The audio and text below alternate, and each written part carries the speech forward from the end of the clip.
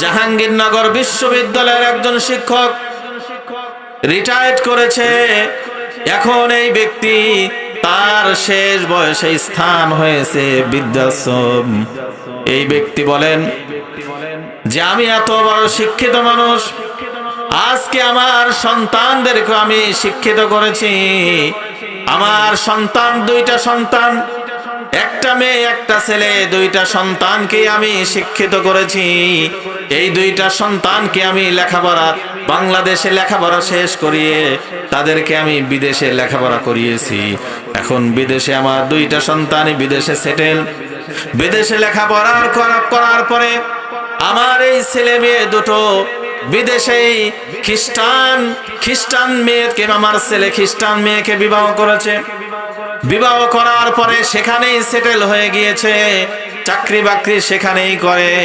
কিন্তু আমার যখন অসুস্থ হয়ে পড়লাম, আমি যখন আমার সন্তানকে বললাম বাবা আমি তো তোমার মা মারা যাওয়ার পরে আমি তো একা একা হয়ে গিয়েছি, জীবনে যত সম্বল ইনকাম করেছি, আমার গোছানো যত সম্বল ছিল সমস্ত সম্বল খরচ করে, সম্পদ খরচ করে আমি তোমাদেরকে বিদেশে লেখাপড়া করিয়েছি।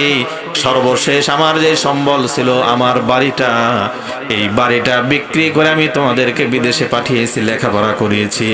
এখন শেষ বয়সে আমি কোথায় থাকবো? শেষ বয়সে তোমরা যদি আমাকে পাশে না রাখো, শেষ বয়সে তোমরা যদি আমাকে না দেখো রে বাবা, আমি কোথায় যাব?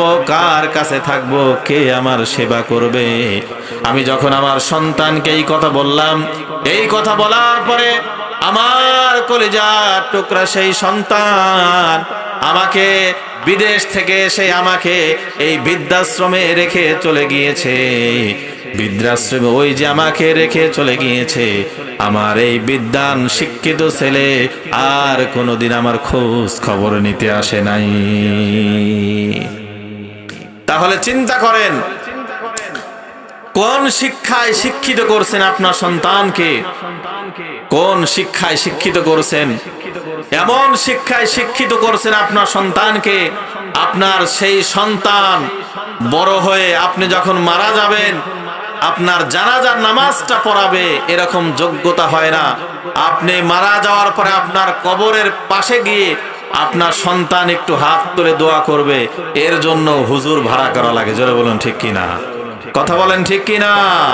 সেজন্য এমন সন্তান জমিনে রেখে যেতে হবে, অন্তত সেই সন্তান আপনি মারা যাওয়ার পরে অন্তত আল্লাহ তাআলার কাছে আপনার জন্য দোয়া করবে। জোরে বলুন সুবহানাল্লাহ।